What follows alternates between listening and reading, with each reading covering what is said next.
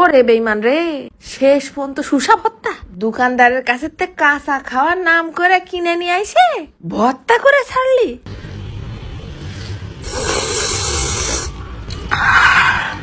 তা আমার কোনো দোষ নেই, সকালতে দিলটাই বড় ভত্তা ভত্তা করতেছে।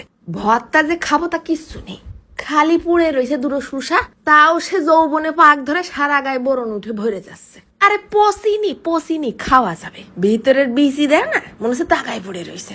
তাই আবার নিয়ে নিলাম 8 চামচ আস্ত ধইনে আর 8 চামচের মতন আস্ত জিরে, আর চামচ ভরে নিয়েছি সাদা তিল। দিলাম আবার রগের টুসটুসে 5টা দেখে শুকনো ঝাল আর 3টে কাঁচা ঝাল।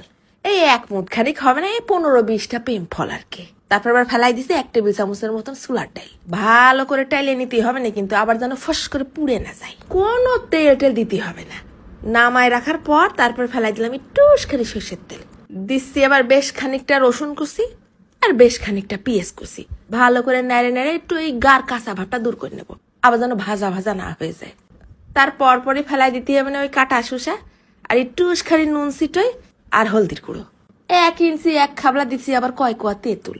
এই নেড়ে ছেড়ে একটু ভাজা করে নেই, কিছুতেই মন মানতিল না। তারপর আবার একটু খানি দিয়ে দিলাম শুকনো ঝালের গুঁড়ো।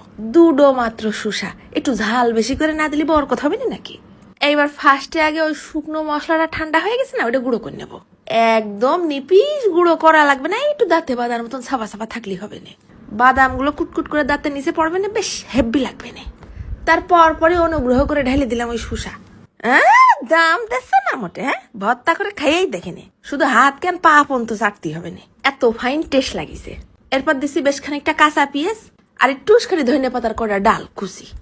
ওরে খুদা, সব মাখানোর সময় মনে হচ্ছিল হাতের উপরে জিবলেরা দিয়ে একটা চাটা দেই, যেরকম একটা স্বাদিষ্ট স্বাদ হয়েছে। বেশ খানিকটা আবার উঠোই নিলাম, উপর দিয়ে ছিটই দিছি আরো খানিকটা সর্ষের তেল। দেখিস দেখতেই মনে হচ্ছে না ঝাঁপ দেই একটা। দূর, অত দেরি সহ্য হচ্ছে না, শিলপাটার পর মেরে দিছি খানিকটা ভাত। এখনই খেয়ে নেই 2 গ্যাল, পরে আবার লোক দেখানো সবার সামনে নতুন করে খাবানে। শিলপাটার পর ভাত মাখায় খাতেছে কি স্বাদ। যারা না খাইছে তারা বুঝবে কি করে।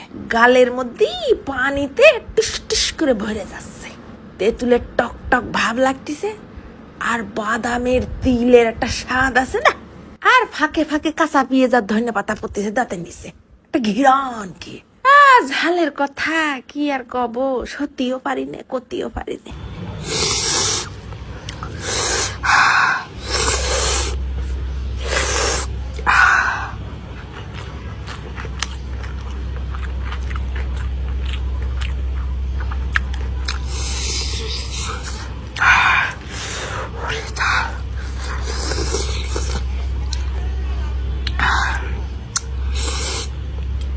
জিবলেটাই যত নষ্টের গুড়া, দূর, আমি খাবো না, জোর করে ধরে আমার খাওয়াবে, এত স্বাদ হতে হবে কি জন্য।